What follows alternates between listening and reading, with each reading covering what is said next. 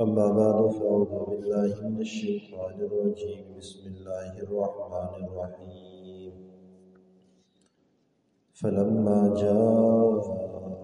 الحق من عندنا قالوا لولا أوتي مثل ما أوتي موسى أولم يكفروا بما أوتي موسى من قبل قالوا سحران تظاهرا وقالوا إنا بكل كافرون قل فأتوا بكتاب من عند الله هو أهدى منهما أتبعه إن كنتم صادقين فإن لم يستجيبوا لك فاعلم أنما يتبعون أهواءهم ومن أضل ممن اتبع هواه بغير هدى من الله إن الله لا يهدي القوم الظالمين فلما جاءهم الحق پس جب آیا ان کے پاس حق من عندنا ہماری طرف سے قالوا ان لوگوں نے کہا لولا اوتی مثل ما اوتی موسیٰ کیوں نہیں دیے گئے اس نبی کو اس کے مثل جو دیے گئے تھے موسیٰ علیہ السلام کو معجزات اولم یکفروا کیا انہوں نے انکار نہیں کیا بما اوتی موسیٰ اس چیز کا جو دی گئی موسیٰ علیہ السلام کو من قبل اس سے پہلے قالوا کہا انہوں نے سحران تظاہرا یہ دونوں جادو ہیں ایک دوسرے کی تاکید کرتے ہیں وقالوا اور انہوں نے کہا انا بکل کافرون بے شک ہم عمل میں سے ہر ایک کا انکار کرتے ہیں قل آپ فرما دیجئے فاتوا بکتاب من عند اللہ پس لاؤ تم کوئی کتاب اللہ تعالیٰ کی طرف سے وہ اہدی منہما جو ان دونوں سے زیادہ ہدایت والی ہو اتبعہ میں پیروی کروں گا اس کی ان کنتم صادقین اگر تم سچے ہو فإن لم يستجیبوا لک پس اگر یہ آپ کی بات کو قبول نہ کریں فاعلم پس آپ جان لیں انما یتبعون اہواءہم یہ لوگ اپنی خواہشات کی پیروی کرتے ہیں ومن اضل اور کون زیادہ گمراہ ہے ممن اس شخص سے اتبع ہواہ جو اپنی خواہشات کی پیروی کرے بغیر ہدی من اللہ اللہ تعالیٰ کی ہدایت کے بغیر ان اللہ لا یہدی القوم الظالمین بے شک اللہ تعالیٰ ظالم قوم کو ہدایت نہیں دیتا مشرکین مکہ کی طرف سے حضور نبی کریم صلی اللہ علیہ وسلم پر ہمیشہ سے اعتراضات ہوتے تھے اس سے پہلے یہ بات گزری کہ اللہ تبارک و تعالی نے حضور علیہ السلام کو عرب والوں کی طرف مبعوث فرمایا انہی کی زبان میں قرآن بھیجا انہی کی زبان میں ساری چیزیں ان کے سامنے کھول کر بیان کی تاکہ میدان محشر میں وہ یہ نہ کہہ دیں کہ اللہ ہمارے پاس تو کوئی آیا ہی نہیں تھا بتانے والا تو اللہ تعالیٰ فرماتے ہیں کہ اب انصاف کا تقاضا یہ تھا کہ اب ان کے پاس نبی آ گیا ہے عربوں کی طرف عربوں میں سے ہی نبی آیا ہے زبان بھی ایک ہے ایک ہی علاقے میں ایک ہی بستی کے رہنے والے ہیں ان کی طرف مبعوث ہوا ہے تو ماننا ہونا تو یہ چاہیے تھا کہ یہ بات کو مان لیتے جب ان کے پاس نبی آ گیا عربوں میں سے ان کے پاس کتاب آ گئی ان کی عربی زبان میں فلما جاءهم الحق بس جس وقت ان کے پاس حق آ گیا مکہ والوں کے پاس عرب والوں کے پاس حضور علیہ السلام کی صورت میں قرآن کی صورت میں من عندنا ہماری طرف سے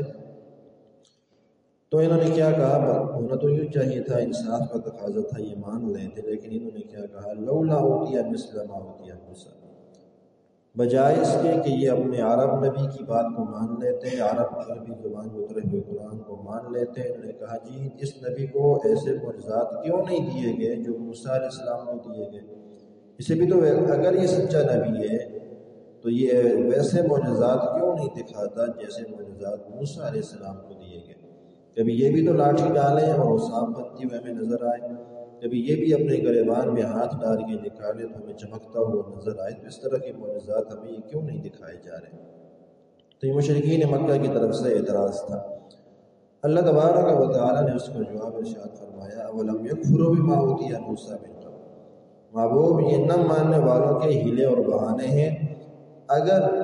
ایسا ہوتا کہ یہ معجزات دیکھ کے قومیں ایمان لاتی تو ہم نے اس سے پہلے موسیٰ علیہ السلام کو جب یہ معجزات دیے تھے تو کیا ان کی قوم نے ان کا انکار نہیں کیا تھا؟ کیا اس وقت لوگوں نے ان کا انکار نہیں کیا تھا؟ اس وقت بھی تو فرعون نے، حامان نے، اس کی کابینہ نے کھلے عام کہا تھا کہ یہ جادو ہے، تو انہوں نے معجزات دیکھ کر بھی وہ نہیں مانے، وہ بھی کہتے تھے جادو ہے۔ اگر ان کے سامنے ایسے معجزات آ بھی جائیں تو انہوں نے بھی ویسا ہی کہنا ہے جیسا انہوں نے کہا تھا، اور ہوا بھی ایسا ہی۔ ایک مرتبہ حضور علیہ السلام کے پاس ابو جہل آیا اور اس نے کہا کہ محمد اگر تو سچا نبی ہے تو یہ چاند 2 ٹکڑے ہو جائے تو میں آپ کو مان لوں۔ حضور علیہ السلام نے پھر پوچھا کہ اگر ہو جائے تو مان لو گے؟ کہا مان لو۔ حضور نبی کریم صلی اللہ علیہ وسلم نے اشارہ فرمایا تو اللہ نے چاند کو 2 ٹکڑے فرما دیا۔ ایک چاند کا ٹکڑا جبل ابو قبیس پر مشرقی جانب، دوسرا چاند کا ٹکڑا جبل کیکعان پر مغربی جانب چلا گیا۔ 2 ٹکڑے ہو گئے، ایک مشرق کی جانب، ایک مغرب کی جانب۔ سب ایک دوسرے سے پوچھتے بھی ہیں، تم نے 2 ٹکڑے چاند کے دیکھے؟ تم نے دیکھے؟ مختلف علاقوں میں بات کر کے تائید کر دی، پوچھا، سب نے کہا جی ہم نے اس وقت چاند کے 2 ٹکڑے ہوتے ہوئے دیکھے ہیں، لیکن اس وقت بھی جادو انہوں نے کیا کہا؟ سحر و مستمر، یہ تو بڑا مضبوط جادو ہے۔ تو اللہ نے پہلے ہی بتا دیا کہ محبوب ان کو اگر کوئی نشانی دکھا بھی دی گئی، معجزہ دکھا بھی دیا ایسا، تو پھر بھی انہوں نے ماننا نہیں ہے۔ ضد ایک ایسی چیز ہے، ایسی بری عادت ہے کہ اس کے بعد بندے کو حق قبول کرنے کی صلاحیت ہی ختم ہو جاتی ہے۔ یہ ضدی لوگ ہیں، یہ نہیں ماننے والے۔ تو انہوں نے قرآن کے بارے میں اور تورات کے بارے میں، موسیٰ علیہ السلام کے بارے میں آگے فرماتے ہیں، انہوں نے کیا کہا؟ سحران تظاہر، یہ دونوں جادو ہیں، یہ جو ایک دوسرے کی تائید کرتے ہیں۔ ان سحران تظاہرہ سے مراد 2 صورتیں، 2 تفسیریں یہاں پر بیان فرمائیں مفسرین کرام نے۔ ایک تو یہ کہ یہاں مراد قرآن کریم ہے اور تورات ہے۔ انہوں نے کہا کہ قرآن بھی جادو ہے، جو موسیٰ علیہ السلام پر اتری ہے تورات، وہ بھی جادو تھی، نعوذ باللہ، یہ دونوں جادو ہیں۔ اور دوسری تفسیر یہ ہے کہ اس سے مراد حضور علیہ السلام کی ذات ہے اور موسیٰ علیہ السلام کی ذات ہے، یہ دونوں جادوگر ہیں، نعوذ باللہ۔ انہوں نے یہ کہا کہ قالوا سحران تظاہرا، یہ دونوں جادو ہیں جو ایک دوسرے کی تائید کرتے ہیں۔ قرآن تورات کی تائید کرتا ہے، تورات قرآن کی تائید کرتی ہے۔ حضور علیہ السلام موسیٰ علیہ السلام کی تائید کرتے ہیں، اور موسیٰ علیہ السلام اپنے دور میں حضور علیہ السلام کی تائید کر گئے۔ فرمانے کہنے لگے کہ یہ دونوں جادو ہیں۔ وقالوا ان بكل کافرون، مشرکین مکہ کہنے لگے ہم ان دونوں کا انکار کرتے ہیں، نہ ہم قرآن مانتے ہیں، نہ ہم تورات مانتے ہیں، نہ ہم موسیٰ علیہ السلام کو مانتے ہیں، نہ ہم حضور علیہ السلام کو مانتے ہیں۔ تو اللہ تعالیٰ نے فرمایا اگر نہیں مانتے ہو، تمہیں قرآن بھی جادو لگتا ہے، تمہیں تورات بھی جادو لگتی ہے، تمہیں میرے بھیجے ہوئے پیغمبر جادوگر لگتے ہیں، تو ایسا کرو فاتوا بکتاب من عند اللہ، تم بھی کوئی ایسی کتاب لے کے آ جاؤ، اللہ تعالیٰ کی طرف سے لے کے آ جاؤ، هو اہدی منہما، جو قرآن سے اور تورات سے زیادہ ہدایت والی ہو۔ تو حضور کو فرمایا کہ آپ ان سے کہہ دیجئے کہ اتبعہم، میں تمہاری پیروی کرنے لگ، تم تو میری بات نہیں مانتے، جاؤ تم اللہ سے کوئی کتاب لے کے آ جاؤ، نبوت و رسالت لے کے آ جاؤ، تو میں تمہاری پیروی کرنے لگ جاؤں گا۔ ان کنتم صادقین، اگر تم سچے ہو تو میرے اس چیلنج کو قبول کرو اور جاؤ اللہ تعالیٰ سے کوئی کتاب لے کے آؤ۔ یہ اللہ نے خود فرما دیا کہ یہ ایسا کبھی نہیں کر سکتے۔ فَإِن لَّمْ يَسْتَجِيبُوا لَكَ، بس اگر یہ آپ کی بات کو قبول نہ کریں تو فَاعْلَمْ، آپ جان لیں، اَنَّمَا يَتَّبِعُونَ أَهْوَاءَهُمْ، وہ پکی بات ہے کہ یہ لوگ اپنی خواہشات کی پیروی کرتے ہیں۔ یہاں پر حضور علیہ السلام کو ایسا کیوں فرمایا؟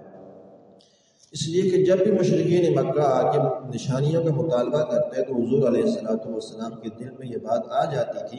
کہ ہو سکتا ہے کہ جو نشانی یہ مانگ رہے ہیں اور اللہ تبارک و تعالیٰ وہ دکھا دے تو یہ ایمان لے آئیں گے۔ تو اللہ نے بار بار سمجھایا ہے کہ محبوب یہ نہ ماننے والی ضدی قوم ہے، نشانیاں ہوں کچھ بھی ہو، بڑے بڑے معجزات دیکھیں گے یہ نہیں مانیں گے، یہ بدبخت ضدی لوگ ہیں۔ اس لیے حضور علیہ السلام کو تسلی کے طور پر یہ باتیں ارشاد فرمائیں کہ محبوب یہ بات آپ کا چیلنج قبول نہیں کر سکتے یہ لوگ، اور جب یہ نہ کر سکے تو پھر آپ سمجھ لیں کہ یہ ماننے کے لیے نہیں آتے، صرف اپنی خواہشات کی پیروی کرنے کے لیے آپ کے پاس آتے ہیں، یہ اپنی خواہشات کو لے کے آپ کے پاس آ جاتے ہیں، لیکن یہ ماننے والے نہیں ہیں۔ من اضل ممن اتبع، اور اس شخص سے بڑا گمراہ کون ہو سکتا ہے جو اپنی خواہشات کی پیروی کرتا ہے، بغیر ہدی من اللہ، اللہ تعالیٰ کی ہدایت کے رستوں کو چھوڑ دیتا ہے، اس کی پرواہ نہیں کرتا، اس کے علاوہ اپنی خواہشات اپنی منمانی کرتا ہے، اپنی خواہشات کے پیچھے چلتا ہے۔ ان اللہ لا یہدی القوم الظالمین، بے شک اللہ تعالیٰ ظالم قوم کو زبردستی ہدایت نہیں دیتا، اس کا اصول اور ضابطہ ہے کہ جو اس کی طرف آئے گا اسی کو ہدایت دے گا۔ من شاء فلیؤمن ومن شاء فلیکفر، جو چاہتا ہے ایمان قبول کرتا ہے، جو چاہتا ہے کفر کے راستے پہ چل جاتا ہے۔ اللہ تعالیٰ جبراً نہ کسی کو کافر بناتے ہیں، نہ جبراً کسی کو مومن بناتے ہیں۔ اللہ تبارک و تعالیٰ